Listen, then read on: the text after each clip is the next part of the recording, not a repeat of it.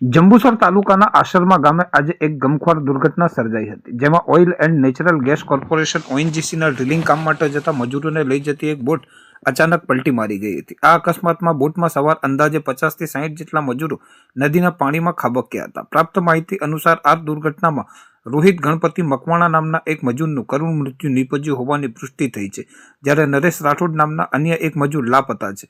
આ ઘટનામાં મૃત્યુઆંક વધી શકે છે અને વધુ કેટલા લોકો લાપતા છે તે અંગે પોલીસ દ્વારા સઘન તપાસ અને રેસ્ક્યુ કામગીરી ચાલુ છે। ઘટના બાદ સારવાર માટે પહોંચેલ મજૂરોએ ઓએનજીસી અને કોન્ટ્રાક્ટરની ગંભીર બેદરકારી સામે આક્રોશ ઠાલવ્યો છે।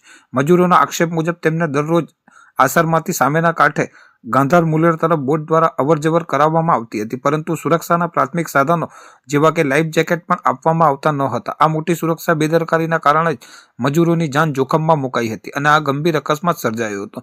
સુરક્ષાના સાધનો વિના મજૂરોને કામે બોલાવવા બદલ ઓએનજીસીના અધિકારીઓની બેદરકારી સ્પષ્ટપણે ખુલ્લી પડી છે અને મજૂરોને ચેતવણી આપી છે કે જો આવી જ બેદરકારી ચાલુ રહેશે તો ભવિષ્યમાં પણ આવી ઘટનાઓ બનવાની શક્યતા છે। ઘટનાની જાણ થતાં સ્થાનિક પોલીસ, 108 એમ્બ્યુલન્સની ટીમ અને આસપાસના ગામ લોકો તાત્કાલિક ઘટના સ્થળે દોડી આવ્યા હતા અને યુદ્ધના ધોરણે રેસ્ક્યુ ઓપરેશન હાથ ધર્યું હતું। જોકે હજુ સુધી કેટલા લોકોને બચાવવામાં આવ્યા અને કેટલા લોકો પાણીમાં વહ્યા તેની ચોક્કસ આંકડા સ્પષ્ટ થયા નથી। આ દુર્ઘટનાની ગંભીરતાને જોતા જંબુસરના ધારાસભ્ય ડી.કે. સ્વામી, જંબુસર મામલતદાર અને સ્થાનિક આગેવાનોએ પણ ઘટના સ્થળની મુલાકાત લીધી હતી અને સમગ્ર પરિસ્થિતિનો તાગ મેળવવા જરૂરી કાર્યવાહી હાથ ધરવા સૂચના અપાઈ હતી।